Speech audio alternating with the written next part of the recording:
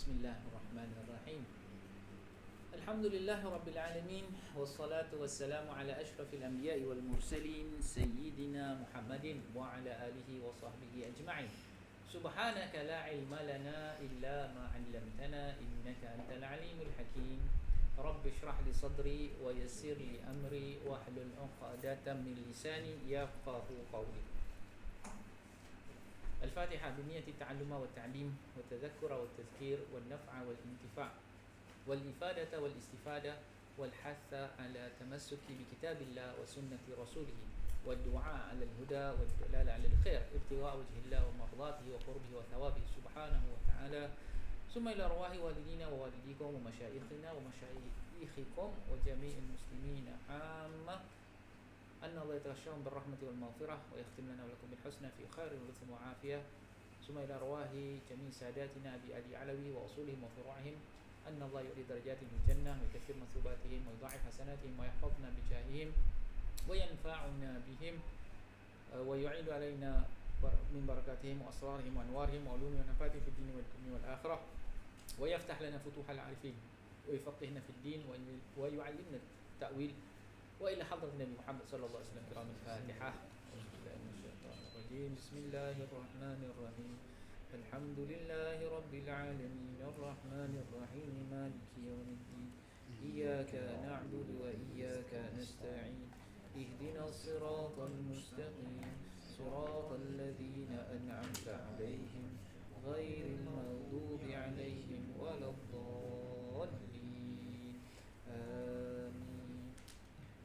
Alhamdulillah, syukur kita pada Allah Subhanahu Wa Taala pada malam ini dapat sekali lagi kita meneruskan insya-Allah kita punya kelas kita pada malam ini yang mana kita akan meneruskan membaca kitab Misbahud Duja fi Syarhi Safinatin Najah.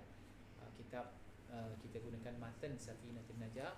Kelas ini buat makluman semua yang sedang menonton adalah kelas yang merupakan basic asas dalam kita membincangkan isu-isu yang berkaitan dengan fikih, iaitu amalan kita setiap hari. Dan kita sekarang berada pada hari-hari terakhir dalam bulan Disember bagi tahun 2020. Wawasan 20 dah tercapai belum? Semua ada wawasan kan? Jadi satu wawasan 20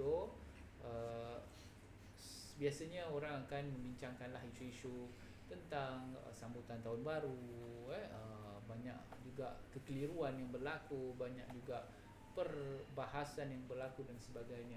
Tapi apa yang penting ialah kita melakukan muhasabah pada diri kita. Dan muhasabah ini perlu dilakukan sepanjang masa. Jangan kita hanya melakukannya pada tahun baru saja. Tapi tak salah juga untuk kita melakukan muhasabahnya pada tahun baru. Jadi kita adakan muhasabah kita paling utama dan pertama dan utama setiap hari. Setiap hari sebelum tidur kita muhasabahkan diri kita daripada pagi kita bangun sampailah kita nak kejamkan mata.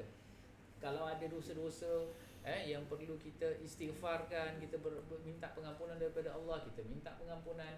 Manalah tahu tadi tengah jalan mata terliar sikit, ternampak benda yang tak patut kita nampak, telinga terdengar benda yang kita tak nak dengar, bukan tak nak dengar, tak patut dengar, mulut tercakap benda-benda yang tak patut kita cakap, teringat pula kita ada mengumpat ke, ada buat salah dengan seseorang ke.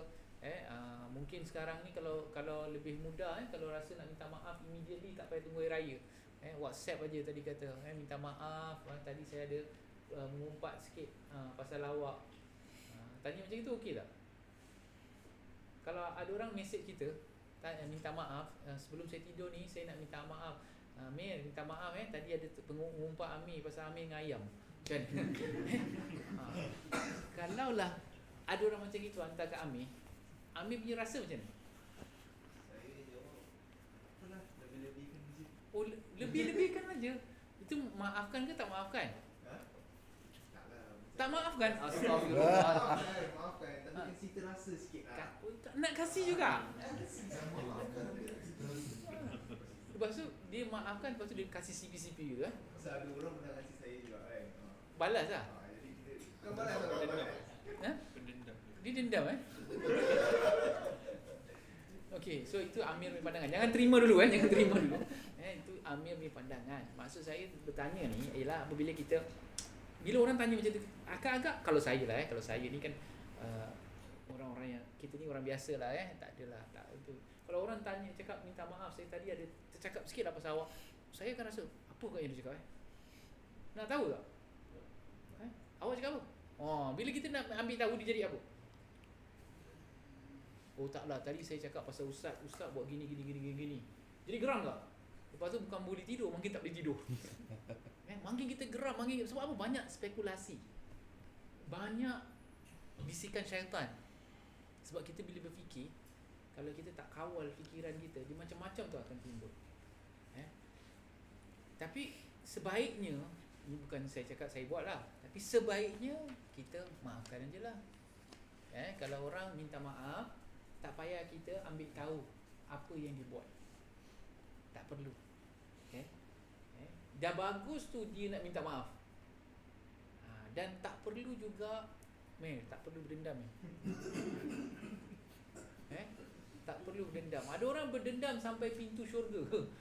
Sampai pintu syurga. Dia kata nanti kau tak cakap dengan aku, kau tak minta maaf, depan syurga aku ambil kau punya pahala. Macam confirm kita boleh masuk syurga. Belum tahu lagi tuan-tuan. Jadi kalau kita minta maaf, orang minta maaf dengan kita maafkan. Moga-moga kesalahan kita pada orang lain pula dimaafkan oleh Allah Subhanahu wa taala.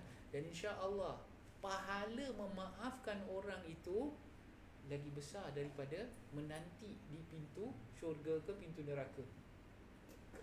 Saya yakin kalau kita maafkan, Allah akan berikan kita pahala juga. Jadi setiap malam tu hatta menjadi amalan orang-orang salihin, dia tak payah orang minta maaf tau. Sebelum tidur dia kata aku maafkan semua orang yang buat salah atau dia cakap pasal aku.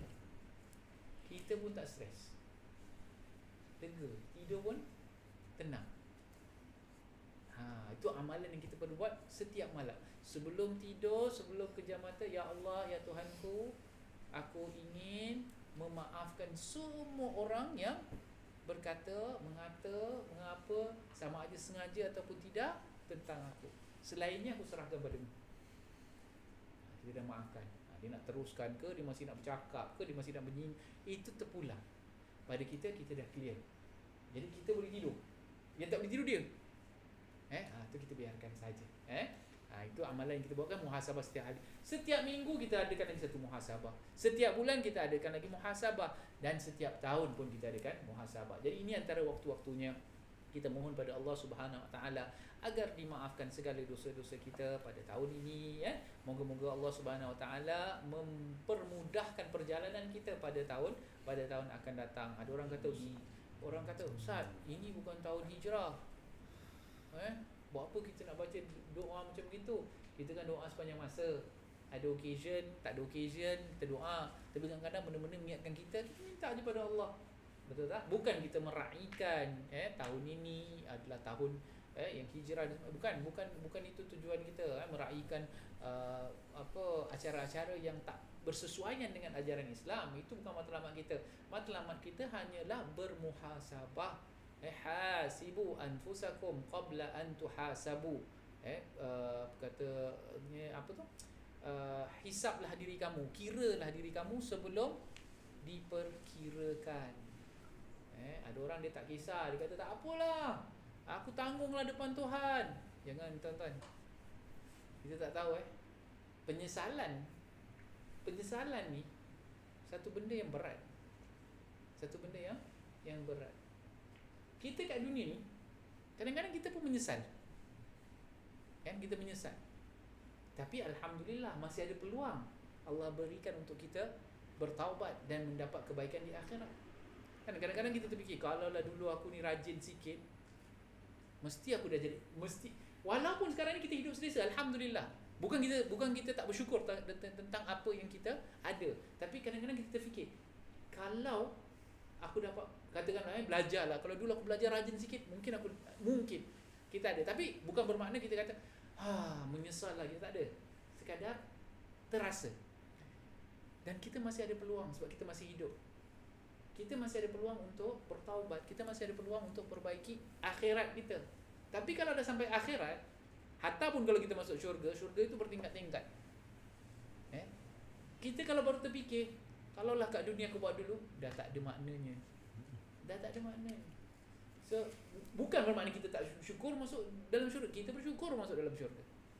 Tapi begitulah fitrahnya. Jadi sekarang ini, semasa kita masih ada peluang untuk memperbaiki diri kita, saya ingin mengajak diri saya dan anda semua, sama-samalah kita terus berusaha memperbaiki diri kita, dan tidak ada masa yang kita boleh kata kita dah terlambat dulu dan sebagainya. Kerana apa?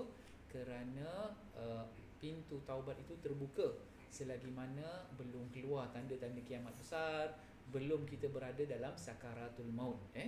Bertaubatlah dengan sebenar-benarnya, dengan penuh penyesalan, dengan penuh pengharapan. Moga-moga Allah Subhanahu Wa Taala memberikan kita kemudahan yang seterusnya, insya-Allah. Okey, sebelum kita mulakan, pause sekejap. Antara tukar sedikit saja lag ya ke? Lagnya maknanya apa? audio okey tapi video kena lag. Minta maaf ya. Okey, so nak announce ke apa ni? Tak kurang jadi. Okey. So kita kira. Okey, silakan. So saya stop screen. Stop screen